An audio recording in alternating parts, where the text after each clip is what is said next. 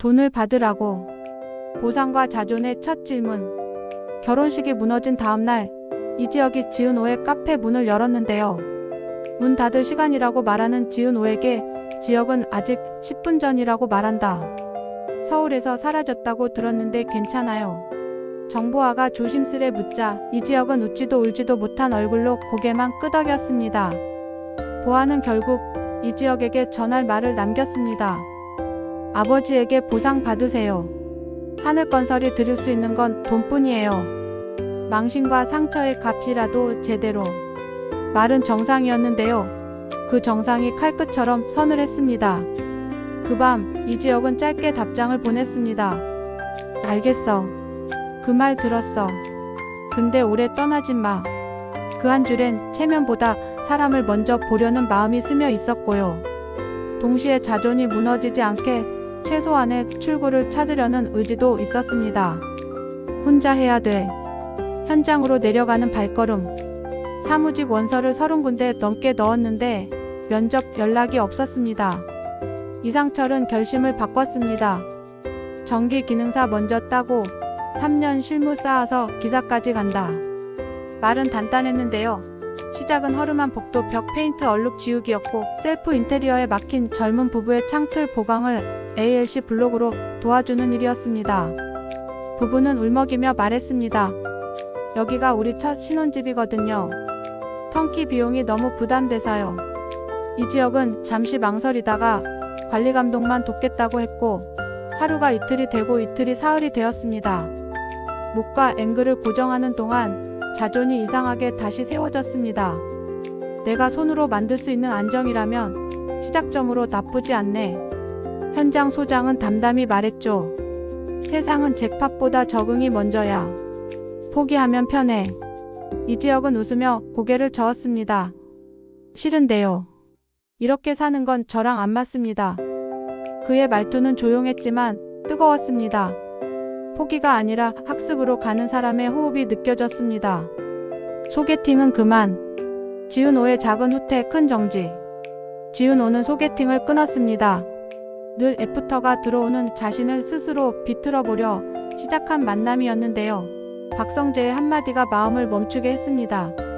잡생각 지우려 사람을 쓰면 그게 제일 나쁘지. 그녀는 인정했죠. 저 지금 연애하려고 한 게 아니었어요. 지은호는 대신 팀게임을 시작했습니다. 생각을 덜고 싶어서요. 이 말은 도망 같았지만 정직했습니다. 도망 중에도 진짜 마음을 숨기지 않겠다는 다짐이 들어 있었거든요. 그리고 그날 우연처럼 박성재와 마주친 자리에서 지은호는 제대로 사과를 했습니다. 본부장님을 지역의 친구로만 봤던 건 제 무례였어요. 9년 동안 제가 어른처럼 굴지 못했네요. 성재는 웃으며 말했죠. 사과를 정식으로 들으니 오히려 거리가 느껴지네. 장난처럼 던진 말이었지만 우정과 사랑 사이의 고도를 정밀하게 짚는 문장이었습니다. 두 아버지의 말 이상철과 박진석, 서로 다른 무게. 이상철은 여전히 단단했습니다. 사람을 조건으로 택하면 그 다음의 말들은 변명이다. 그러나 그 말 뒤에 묵음처럼 붙어있는 자책을 아들은 알아챘습니다. 이지혁은 머뭇대다 고백했습니다. 아버지처럼 살기가 겁났어요. 책임이라는 단어, 제가 버거웠거든요. 이상철은 뜨거운 말 대신 느린 시선을 건넸습니다. 겁을 말할 수 있게 된 건 조금 컸다는 신호지. 박진석은 다른 무게를 들고 있었습니다. 병원에서 들은 재검권유를 혼자 묻어두며 아들 박성재에게 말했죠. 아버지가 비울 때가 좀 있을 거다. 빈자리는 내가 채워라. 성재는 직감했습니다. 건강의 그늘이 가족과 회사의 힘의 균형을 흔들 거라는 걸요. 고성희의 계단, 박영라의 고집. 고성희는 빠르게 움직였습니다. 홍보 라인과 재단 사업, 내가 뒤에서 조율한다.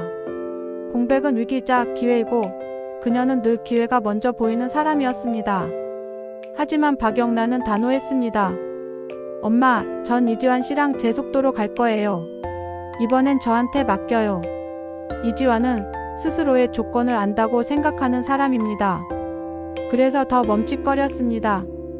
영란은 미소로 눌러줬죠. 조건이 아니라 사람으로 선택하고 싶어요. 오빠도 자신을 그렇게 선택해요. 그 말은 가난과 자존이 부딪히던 이지혁의 마음과도 기묘하게 공명했습니다. 6. 지강호 도망 말고 합의. 지강호는 달라지려 애썼습니다. 어설픈 정보 유통으로 행사 자료를 떠보려던 과거의 실수는 가까스로 봉합됐고 이번엔 비트 합의서를 날짜와 금액까지 정확히 기재해 제출했습니다. 누나, 이번엔 약속 지킬게요. 정순이는 장부를 덮으며 눈시울을 훔쳤습니다. 그 말 하나가 엄마를 살려. 지은호는 동생의 손을 꼭 잡았습니다. 강호야, 내가 내 편이 되면 우리 모두가 내 편이야.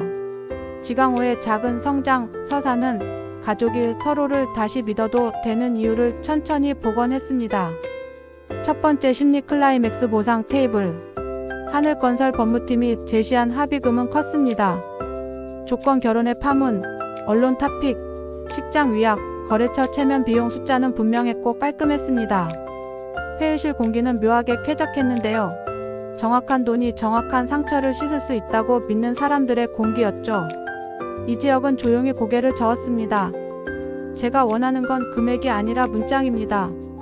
법무는 의아해했습니다. 문장이라면 사람을 조건으로 택하려 했던 건 두 집안 모두의 잘못이었다. 단 한 줄. 그 문장 때문에 합의는 지연됐고 그 지연 소식이 곧바로 시장으로 흘렀습니다. 익명의 메시지가 또 떠올랐습니다. 손을 잡아라. 누군가는 떠난다. 보상 테이블은 돈의 문제가 아니라 존중의 문장을 둘러싼 전쟁으로 성격을 바꿨고 그 전쟁은 각 인물의 본심을 조금씩 드러내기 시작했습니다. 두 번째 심리 클라이맥스 우정의 금. 박성재는 스스로를 단련하는 사람입니다. 품격이라는 단어를 매일 속으로 읽고 또 읽었습니다. 그러나 밤이 깊을수록 은호와 지역의 그림자가 겹쳐 보였죠. 그는 카페 앞에서 우연을 가장한 필연을 만들지 않으려 했지만 어느 저녁 문득 걸음이 거기로 향해 있었습니다. 문 앞에서 그는 멈췄습니다. 유리문 안쪽에서 지은호가 직원과 웃음을 터뜨리는 장면이 보였거든요. 그 웃음이 삶을 붙잡는 지렛대 같아 보였고 그 지렛대에 자신이 끼어드는 순간 내가 흔들리겠구나. 성재는 알아차렸습니다. 그는 휴대폰을 꺼내 메시지 한 줄만 보냈습니다. 오늘은 내가 나를 잡겠습니다. 그 메시지는 누구에게도 도착하지 않았습니다. 보내지 않았거든요.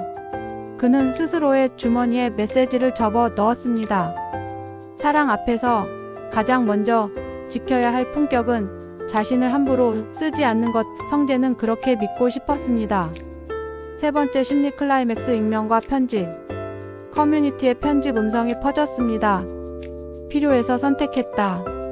이지혁의 말이 맥락 없이 잘려 돌았고 몇몇 매체는 조건 혼사라는 단어를 제목에 올렸습니다. 이수빈이 빠르게 로고를 추적했습니다. 원 출처는 외부 홍보 라인. 엄마 쪽이야. 보성이는 흔들리지 않았습니다. 프레이밍은 프레임 전쟁으로 되돌리면 그만이야. 그녀는 다른 목소리를 시장에 던졌습니다. 사랑은 성실이고 성실은 계산이다. 마치 누군가를 위한 면죄부처럼 들렸죠. 이지혁은 반박하지 않았습니다. 대신 공개 답변문을 짧게 올렸습니다.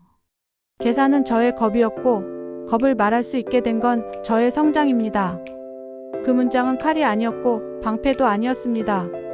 그냥 제대로 맞겠다는 사람의 몸짓이었습니다. 그 정직이 오히려 사람들을 잠시 멈칫하게 만들었습니다. 네 번째 심리 클라이맥스 아버지들의 방. 박진석은 병원 옥상 난간에 서서 도시 불빛을 바라봤습니다. 전화기를 들어 이상철에게 전화를 걸었습니다. 자네 아들은 내 아들보다 정직하더군. 우리 아들은 내가 아는 것보다 겁이 많더군. 두 남자는 잠깐 웃었습니다. 남들이 볼 때 큰 산들이 서로에게는 같은 산의 다른 능선이라는 걸 알아보는 웃음이었죠. 박진석은 조용히 덧붙였습니다. 내가 자리를 비우면 집안이 흔들릴 거야. 그때 자네 손주들이 서로의 체면을 지켜주게 키워. 이상철은 대답 대신 길게 숨을 내쉬었습니다. 그 숨에는 세대가 서로의 언어를 배우기 시작한 밤의 냄새가 섞여 있었습니다. 5번째 심리 클라이맥스 라운지와 전시 두 무대의 충돌. 그룹 라운지 리뉴얼 오픈과 박영나 전시가 같은 주에 잡혔습니다. 지은호는 라운지 동선과 휴식 밀도를 설계했고 이수빈이 색 패널을 제안해 자연광과 음영이 부드럽게 이어지도록 만들었습니다. 이지혁은 외부 컨설턴트로 기술 백업을 맡았고 박성재는 총괄로 이름을 올렸습니다. 한편 박영나 전시는 이지환의 안전 동선 설계가 돋보였습니다. 개막 인사에서 영나는 짧게 말했죠. 최근 제 그림에 한 사람이 준 균형이 들어왔습니다. 오늘 저를 안정시키는 손이 어디에 있는지 작품이 말해줄 겁니다. 그 말은 고성희의 눈살을 찌푸리게 했지만 관객의 시선을 미묘하게 이지환에게로 돌렸습니다. 행사 전날 라운지 전광판에 테스트 메시지가 튀어 올랐습니다. 손을 잡으면 누군가는 떠난다. 외부 접근이었고 예전 유출 라인과 IP가 겹쳤습니다. 이수빈이 빠르게 롤백하고 이지혁이 백업 전환을 지시했습니다. 박성재는 협력사에 전화해 오픈은 예정대로를 반복했습니다. 각자 제 자리를 지키는 법을 단 하루 만에 증명해 보였고 이상하게도 그 효율 속에 신뢰의 초석이 깔렸습니다. 손을 맞대는 법 사랑, 생활, 그리고 설계. 오픈 당일 사람들 사이를 비집고 지은호가 다가왔습니다. 선배, 저 도망치지 않겠습니다. 이지혁은 고개를 끄덕였습니다. 나도 겁내지 않겠습니다. 생활을 설계해 볼까요? 사랑이 아니라 생활부터. 둘은 잠깐 마주 보다가 손을 맞댔습니다. 손바닥에 남아있던 페인트 얼룩이 사라지지 않았고 그 얼룩이 오히려 함께 사는 일의 실제감을 말해주는 듯 했습니다. 멀리서 박성재가 그 장면을 보았습니다. 그는 박수를 치지 않았습니다. 대신 주먹을 천천히 폈다가 쥐었습니다. 오늘은 내가 나를 잡는다. 그의 귓속에서 그 문장이 맴돌았습니다. 품격은 타협이 아니고 자기 서사의 방향을 놓치지 않는 일. 그는 그렇게 자신을 단련했습니다. 6번째 심리 클라이맥스 값과 값어치. 합의 테이블에 다시 앉았을 때 하늘건설은 금액을 더 올렸습니다. 그러나 문장은 거부했습니다. 그 한 줄은 우리를 영원히 묶습니다. 이지혁은 고개를 끄덕였습니다. 맞습니다. 그러니 서로 묶이는 문장을 정확하게 택하시죠. 사람을 조건으로 택하려 했던 건 두 집안 모두의 오판이었다. 그 한 줄. 정적을 가르며 예상치 못한 목소리가 들렸습니다. 정보하였습니다. 그 문장, 제가 서명하겠습니다. 모두의 시선이 몰렸습니다. 제욱을 다시 찾았을 때 돈이 아무 의미 없다는 걸 깨달았어요. 저도 조용히 살고 싶습니다. 그 한마디에 공기는 변했습니다. 값이 값어치를 이기지 못하는 순간 합의는 문장과 상호 존중으로 마무리됐고 기사 제목은 한 줄의 사과로 채워졌습니다. 고성희의 얼굴에 처음으로 계산에 없는 미세한 균열이 스쳤습니다. 7번째 심리 클라이맥스 쓰러지는 순간 지키는 사람. 전시 폐막 날 밤 박진석이 쓰러졌습니다. 의사는 말했습니다. 지금은 관리가 전부입니다. 박성재는 병실 문 밖에서 숨을 골랐습니다. 그는 고성희를 향해 조용히 말했죠. 어머니, 지금은 아버지를 지키는 게 1번입니다. 권한 싸움은 방 하나에 두고 나갑시다. 고성희는 대답 대신 가방을 움켜쥐었습니다. 눈동자가 잠시 떨렸습니다. 권력을 지켜야 사랑도 지킨다. 평생 들고 다니던 좌우명이 처음으로 발밑에서 흔들린 밤이었습니다. 박영나가 다가와 손을 잡았습니다. 엄마, 오늘은 그냥 엄마로 있어요. 그 말이 오래 묵혀두었던 무언가를 살며시 풀어냈습니다. 8번째 심리 클라이맥스 남아있는 질문. 밤 11시 11분 익명 메시지가 다시 떴습니다. 오늘 잡은 손, 내일도 붙잡고 있을까?